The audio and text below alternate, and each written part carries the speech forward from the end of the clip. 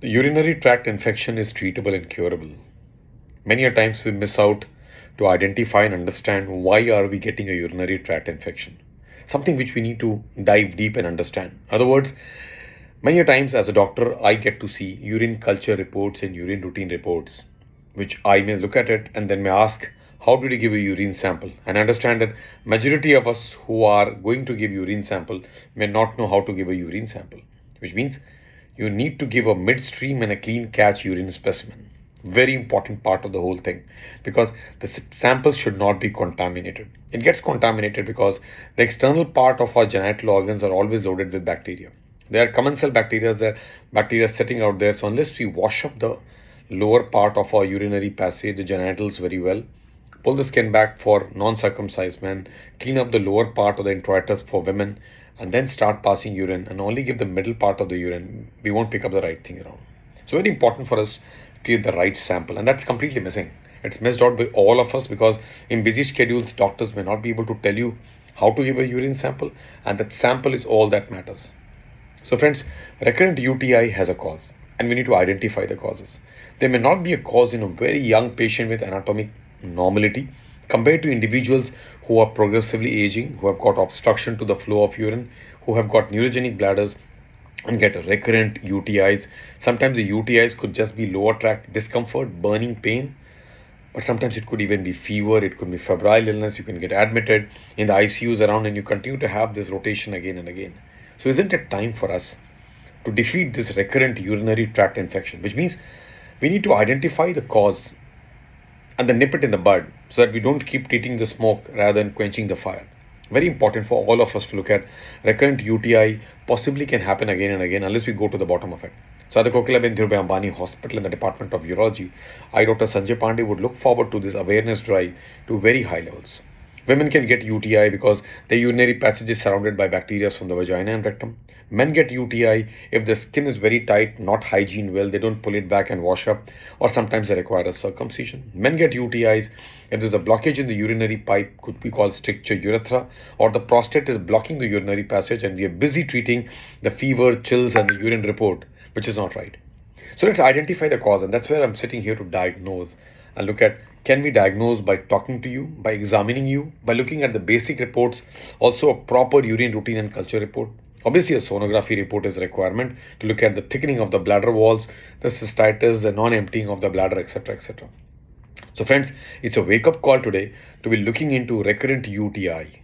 There are antibiotics for prophylaxis, there are antibiotics to treat, but at the same time identify and treat the cause. The cause could be obstruction, the cause could be immunity issues, cause could be loss of hormones, the cause could be issues of neurogenic aspect where the emptying mechanism is deficient, and all the lower urinary tract, which whose flow should be antegrade and emptying, if it does not empty, could actually take up the infection to pyelonephritis, sometimes sepsis, and these are all treatable and curable phenomena.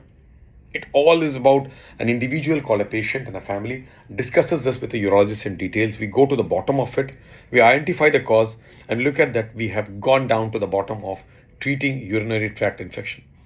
It's a huge kind of a burden right now as UTIs for clinicians. That means patients get UTI, they wake up to a phenomena. Either they do urine samples and continue to get urine sample treated, which can continue to be treated again and again and again, or a doctor identifies the urinary tract infection as a cause, goes down deep, talks to you, looks at how do we treat, how do we prevent, how do we care for it, how do we look at not becoming a morbidity and an admissions to the hospitals and ICUs. The burden of UTI is huge. It's about self. We need to identify ourselves. We need to go to the urologist. We need to look at the custodian of the urinary tract infections in your locations, in your cities, in your hospitals, to be able to look at it to the depth of it. Many times we don't identify a cause. For example, an elderly man getting a UTI could be an obstructive flow. A man who has got a phimosis or a tight skin will get UTIs again and again till you remove the cause of the UTI by a circumcision or a stricture urethra. Women land up getting UTIs post-sexual hygiene issues, post-menopausal issues when the hormones are gone and bacteria can easily walk into the bladder. Or they are diabetics, their emptying mechanisms are poor, long-standing diabetics, high residual urinary volumes on the ultrasound, the flow getting poorer and all that.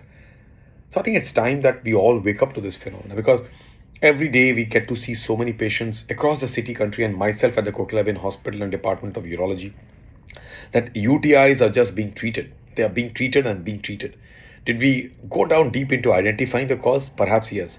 When we identify the cause as a stricture, as a metal stenosis, as a prostate issue which causing bladder outflow obstruction, as a neurogenic bladder, then we're able to discuss with you as to what the causes are, how much can we treat, how much can we cure, how much can we keep on prophylaxis and prevent it. I think this is the need of the hour.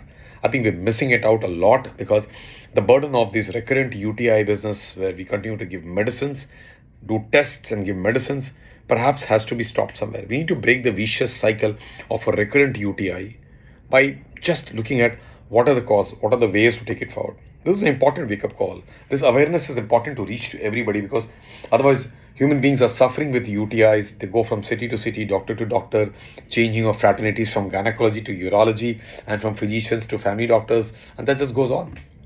A urologist is the one who would examine you as required. He will look at the right tests as required. And obviously, the ECG of the bladder called uroflowmetry for many men who have got poor flow. So there's so much to know, and I think we're missing it out completely. Friends, UTI is treatable and curable. Recurrent UTI is treatable and curable and preventable.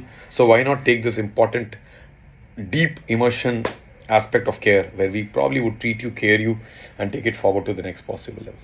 Thank you so much from the Department of Urology at the Kokila Ben Hospital.